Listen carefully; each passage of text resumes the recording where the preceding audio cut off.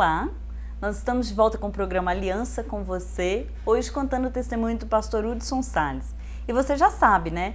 Esse testemunho de hoje, todos os outros que você já viu aqui no programa, você pode ver também no portal da Revista Aliança, no www.revistaliança.com.br. E eu queria te pedir que você nos ajude a compartilhar esse conteúdo com outras pessoas. Quantos líderes você conhece que podem ser abençoados por esse testemunho de hoje? Que podem ser tocados ou que estão com algum tipo de dificuldade em determinada parte da liderança, que podem ser ajudados? Então compartilha esse conteúdo com uma pessoa, ou através do Facebook, através do portal. Compartilha com alguém que eu tenho certeza que vai abençoar outras pessoas. Pastor, então essa liderança, o Senhor buscou esse crescimento com foco nas pessoas. Um verdadeiro líder faz isso, né? O foco nunca é ele. Uhum.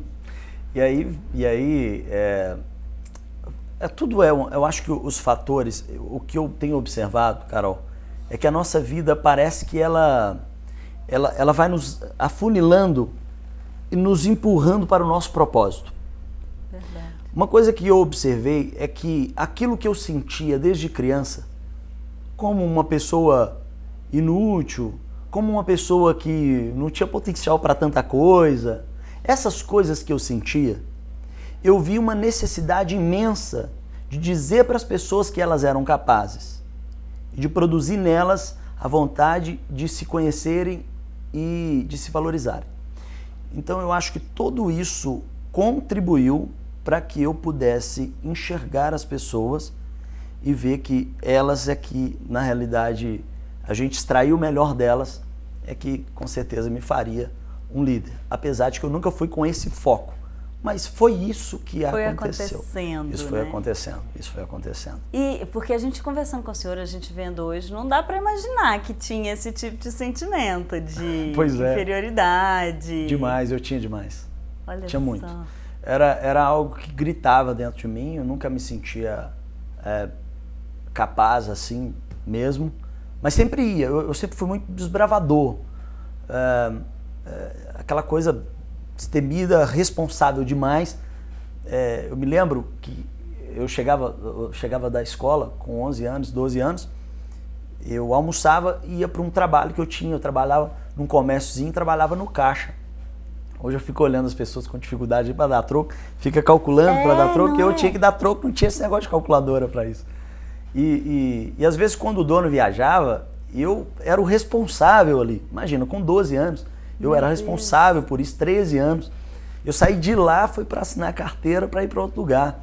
Então, eu chegava em casa, à tarde, meus amigos estavam todos na rua brincando. E aí a gente ficou olhando assim, meu Deus, valeu a pena. Eu não estava lá brincando naquele momento, mas valeu a pena para mim. E com isso eu não estou dizendo de hipótese alguma sobre a exploração de menores, porque não é isso que a gente está evidenciando aqui. É bom que fique claro que os meus pais nunca, na realidade, me obrigaram a ter que fazer isso. Eu sempre gostei de ter que fazer isso. Tem pessoas que têm isso, né? A minha filha mais nova, ela é louca para fazer 10 anos, para trabalhar na mercearia do lado da minha casa. E não adianta falar com ela que não dá, que não vai, que é o sonho dela. Pois é, eu acho que esse contato, eu tinha medo das pessoas. Eu tinha vergonha das pessoas. O meu patrão falava assim, eu quero que você, na hora que entrega o troco, que você fala assim, muito obrigado. Isso era uma dificuldade para mim. Eu falava com a cabeça baixa. O complexo de inferioridade. Então todas essas coisas me ajudaram a olhar para as pessoas, e quando eu via que as pessoas se sentiam pequenas, então eu me preocupava com elas. Então aqueles talvez, os mais encrenqueiros, difíceis de lidar nas empresas, era esse que eu focava. E eu conseguia não só fazer ele entender que eu estava ali, que eu queria ser uma mão estendida para mostrar que ele era bom, que ele era capaz, que ele era melhor do que aquilo. E isso foi crescendo dentro de mim. Foi crescendo. E eu comecei a dar treinamento, já tinha aí... Foi logo quando eu casei, eu tinha uns 25, 26 anos, aí eu já dava alguns treinamentos já de liderança, baseado nesses livros, essas coisas que a gente via. Aí eu já comecei a fazer algumas coisas no sentido de tentar replicar. Eu nunca tive preocupação de alguém tomar meu lugar. Eu sempre achei que o lugar espaço pra todo mundo. tinha espaço para todo mundo. Eu acho que esse desprendimento me ajudou muito. Olha Ajudou só. bastante. Pastor, às vezes, eu falei isso já algumas vezes e eu sinto isso na minha vida e estou vendo agora na sua vida também. Onde mais dói é onde Deus mais nos usa, né? Verdade. Todo esse complexo, não dá para acreditar. O senhor contando assim, a gente não consegue imaginar. Mas é uma verdade. É uma olha verdade. só. E o gostoso hoje é que a única coisa que isso contribuiu foi para que ficasse mais evidente o meu prazer de ajudar pessoas. E aí eu faço isso na minha área profissional, faço isso como missão de vida. Eu, como pastor, é como uma missão, eu continuo até hoje trabalhando. Hoje eu já entrei numa outra área de estudos. Eu sou formado em administração, processos gerenciais e fiz agora um MBA em coach. Olha só. Então, um MBA em coach é mais do que a formação em coach. A gente já entrevistou aqui alguns coaches. Sim. Mas como que é? Explica pra gente como que é isso, pastor. E como que o senhor chegou nisso? Sim, foi ótima a pergunta. Por quê?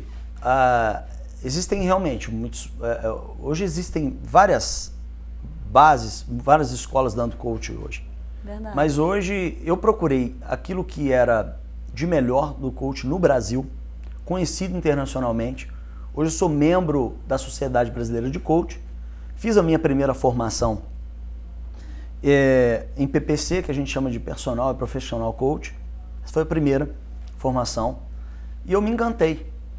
E continuei estudando. E eu fiz todas as etapas do coach, até me formar hoje como Master Coach, membro da Sociedade Brasileira de Coach. Isso não é um processo rápido, né, não. pastor? Demanda muito estudo, muito tempo, muito estudo, né? Porque é ciência envolvida, ciência comportamental. Já tem 2 anos estudando muito e é muito caro. Imagina. Em toda a formação, talvez para alguns não seja tão caro, mas para mim foi realmente um desafio, mas foram mais de 40 mil reais até essa formação. Para você ter uma ideia, a escola, eu formei em São Paulo, eu fiz todos os meus processos de coaching em São Paulo, eu ia para lá, ficava uma semana, voltava, ia nesse período de 2 anos. Então eu fiz o PPC, eu fiz o Executive, que é relacionado para a empresa, o Career Coach, que é relacionado para a carreira, o Positive, que é a base de todo o processo de coach, que é a base da psicologia positiva.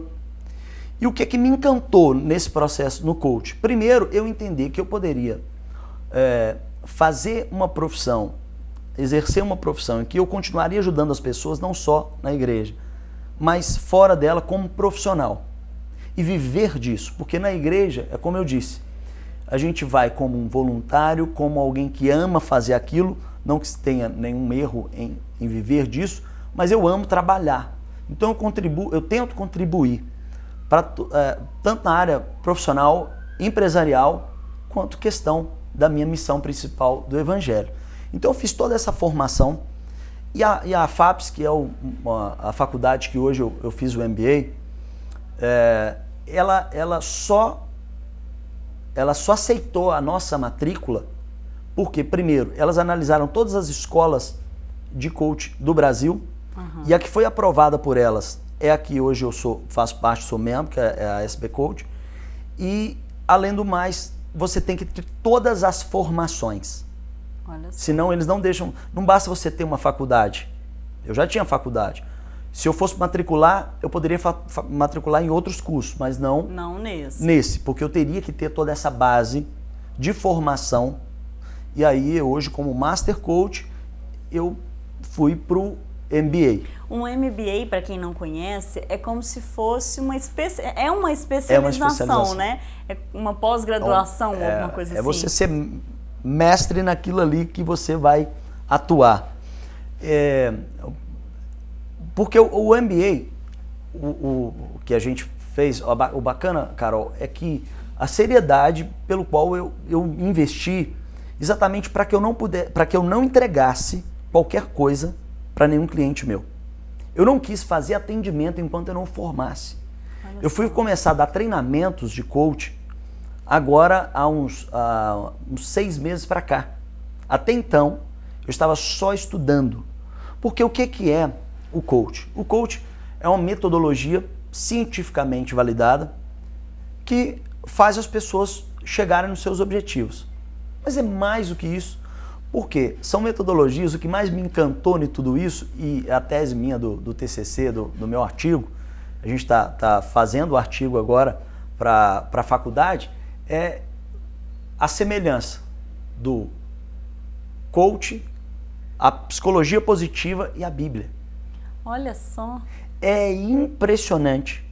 E o que mais me chateava e ao mesmo tempo me alegrava de cada treinamento era você chegar lá, ver as pessoas falando, olha, depois de estudos de 30 anos sobre comportamento humano nessa área, por exemplo, sobre o perdão, os benefícios que a ciência comprova que o perdão traz, tanto para a saúde, etc. e tal. E hoje está comprovado, depois de 20 anos de estudo disso, daquilo, blá. E aí falando sobre o perdão. Jesus já falava isso há mais de 2000 anos atrás. E então a gente tem hoje algo científico na mão.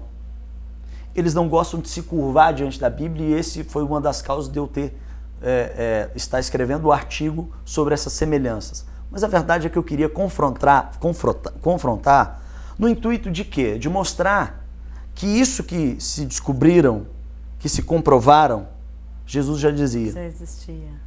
E é o que a gente prega nos nossos púlpitos, pelo menos aqueles que têm um compromisso verdadeiro com a palavra.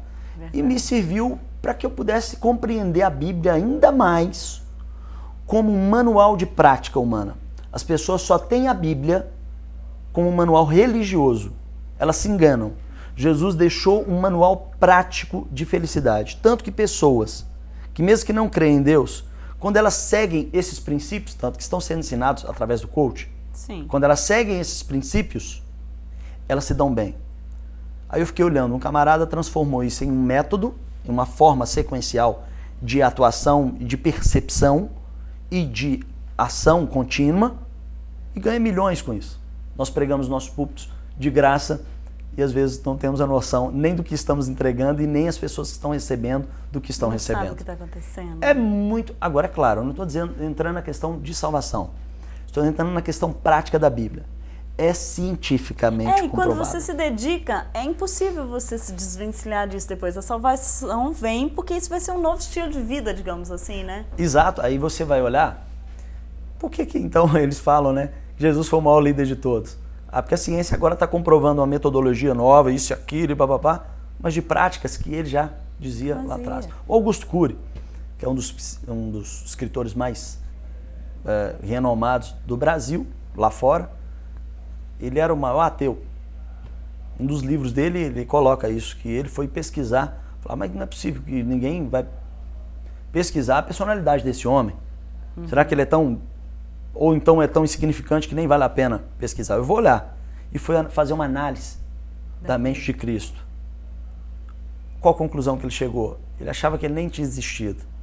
Impossível ele não ter existido. E os ensinamentos dele são muito atuais. E aí ele começou a ver sobre essa questão. O que a psicologia hoje positiva trabalha muito sobre a questão da felicidade, isso e aquilo. São coisas que nós aprendemos, mas às vezes não conseguimos compreender a fundo. E aí é que eu digo sobre despreparo, até mesmo das lideranças. Não criticando como achando que a gente sabe alguma coisa. Mas eu falo com peso mesmo de responsabilidade e também como missão de vida de tentar contribuir o máximo possível. Não por achar que eu tenho alguma coisa, mas por entender que também é uma missão para mim. Verdade. Pastor, a gente vai fazer mais um intervalo e aí a gente volta para o senhor contar para a gente como que o senhor usa isso hoje em dia no seu dia a dia, quer na igreja, quer no seu meio de trabalho, no seu campo de trabalho. A gente volta rapidinho.